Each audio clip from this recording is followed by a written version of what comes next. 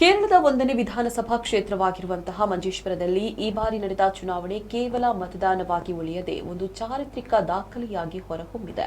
ಮತದಾರರ ಅದಮ್ಯ ಉತ್ಸಾಹ ಮತ್ತು ತಾಂತ್ರಿಕ ಸವಾಲುಗಳ ನಡುವೆ ನಡೆದ ಈ ಬಾರಿಯ ಮತ ಸಮರದಲ್ಲಿ ಬರೋಬ್ಬರಿ 81.4% ಮತದಾನವಾಗುವ ಮೂಲಕ ಫಲಿತಾಂಶದ ಕುತೂಹಲವನ್ನು ಶಿಖರಕ್ಕೇರಿಸಿದೆ.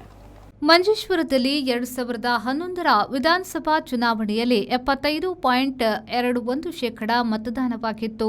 ತದನಂತರ ಬಿಜೆಪಿ ಕೇವಲ 89 ಮತಗಳ ಅಂತರದಲ್ಲಿ ಸೋಲುಂಡ 2016ರ ಚುನಾವಣೆಯಲ್ಲಿ 76.33% ಮತದಾನ ನಡೆದಿತ್ತು. ಬಳಿಕ 2021ರಲ್ಲಿ ನಡೆದ ಚುನಾವಣೆಯಲ್ಲಿ 77.77% ಮತದಾನವಾಗಿತ್ತು.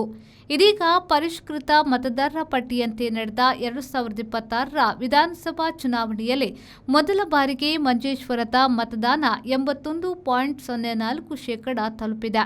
ಇದು ಕಾಸರಗೋಡು ಜಿಲ್ಲೆಯಲ್ಲಿ ಅತ್ಯಧಿಕ ಮತದಾನವಾಗಿದೆ. ಸಾಮಾನ್ಯವಾಗಿ ಸಂಜೆ 6 ಗಂಟೆಗೆ ಮುಕ್ತಾಯಗೊಳ್ಳಬೇಕಿದ್ದ ಮತದಾನ ಪ್ರಕ್ರಿಯೆ ಮಂಜೇಶ್ವರದ ಇತಿಹಾಸದಲ್ಲೇ ಮೊದಲ ಬಾರಿಗೆ ರಾತ್ರಿ 8:15ರವರೆಗೂ ಮುಂದುವರಿಯಿತು.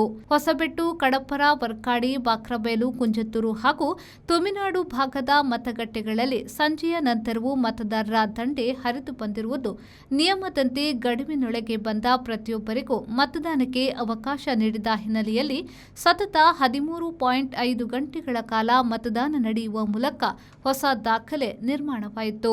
ಜಿಲ್ಲಾ ಚುನಾವಣಾ ಆಯೋಗದ ತಾತ್ಕಾಲಿಕ ಮಾಹಿತಿಯಂತೆ ಕಾಸರಗೋಡು ಜಿಲ್ಲೆಯಲ್ಲಿ ಒಟ್ಟು 78.67% ಮತದಾನವಾಗಿದ್ದರೆ ಮಂಜೇಶ್ವರದಲ್ಲಿ ಮಾತ್ರ 80.64% ಮತದಾನ ದಾಖಲಾಗಿದೆ. ಮಂಜೇಶ್ವರದ ಈ ಶೇಕಡಾವಾರು ಹೆಚ್ಚಳವು ಕ್ಷೇತ್ರದಲ್ಲಿ ಪ್ರಬಲ ಪೈಪೋಟಿ ಇರುವುದನ್ನು ಸೂಚಿಸುತ್ತಿದೆ. ಈ ಬಾರಿ ಮತದಾರ ಯಾರ ಮುಡಿಗೆ ಗೆಲುವಿನ ಮಾಲೆ ತೊಡಿಸಲಿದ್ದಾನೆ ಎಂಬುದು ಈಗ ದೇಶಾದ್ಯಂತ ಕುತೂಹಲ ಮೂಡಿಸಿದೆ. ರೆಹಮಾನುದ್ದಿ ಅವರ ವಿ4 ನ್ಯೂಸ್ ಮಂಜೇಶ್ವರ.